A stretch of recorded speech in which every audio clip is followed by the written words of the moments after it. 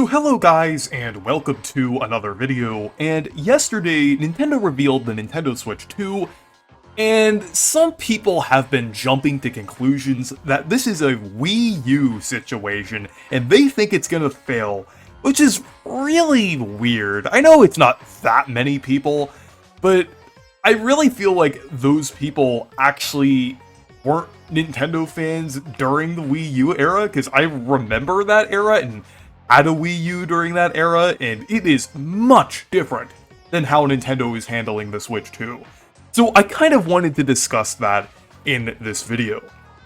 And the first thing is the name. The name Switch 2 is basically the exact opposite of the name Wii U.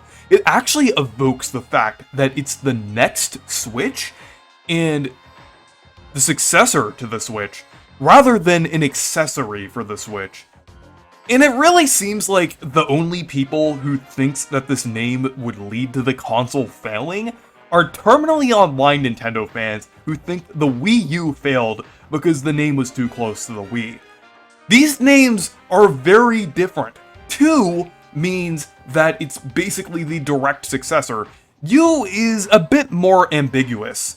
Like, sure, it could have worked if they marketed the Wii U better, like as a successor to the Wii, but without that, the name Wii U didn't really carry that much meaning to it. Where the Switch 2, like even without like a lot of marketing, even though Nintendo is going to advertise it heavily, it still already conveys that this is going to be something new and something kind of like an upgrade from the Switch, not something for the Switch.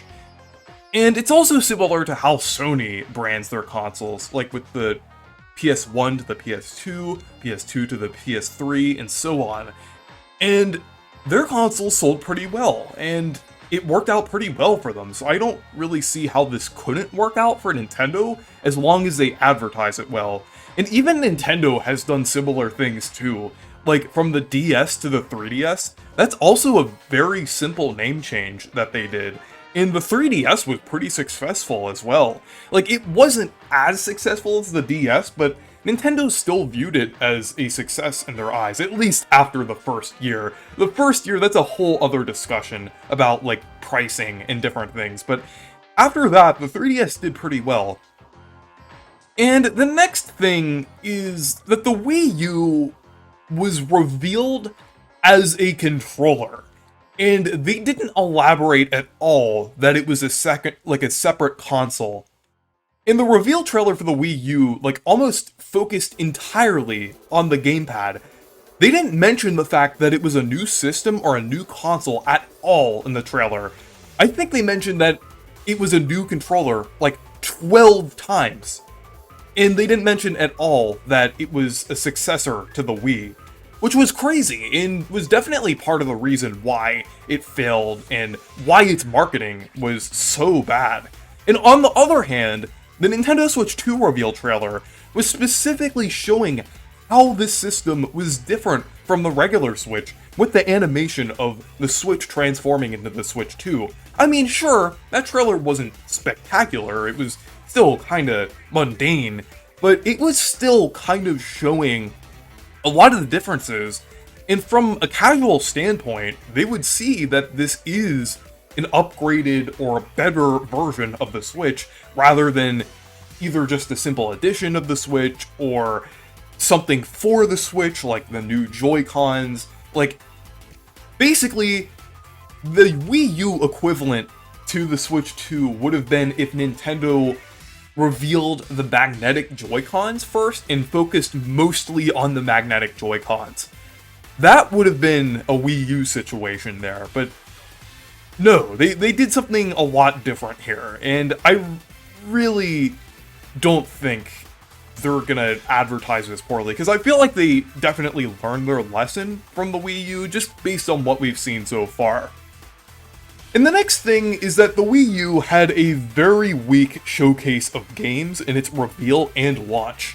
In the reveal trailer, the new Mario game that they showed off, at the time it was called New Super Mario Bros. Mii, looked almost exactly like New Super Mario Bros. Wii.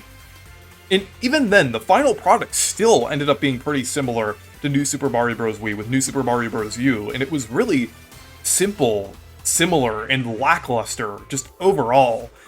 And definitely wasn't a good showcase of the system. And the other games that were shown were very similar to their Wii counterparts, and really just looked like things that were utilizing the controller. Like, Wii Sports Club was shown there, which really, just at the time when it was revealed, just looked like, oh, you could play Wii Sports with the new controller. And then Wii Fit U, which is just basically Wii Fit. You could use the new controller. It's just like everything from that trailer just evoked that it's basically a new controller for the Wii. Just with all the games that they showed. Like, the only game that was there that truly looked original and different than anything else on the Wii was the new Zelda game that they showed. And that wasn't even a new game, that was a tech demo. To be fair, at the time it was kind of seen as a new game, but yeah, it wasn't really enough. It still wouldn't be enough to show that was a new console to the casual viewers. But on the other hand, the Switch 2 trailer showed a brand new Mario Kart game, which is one of Nintendo's best-selling series, and the new game actually looks distinct from 8 Deluxe.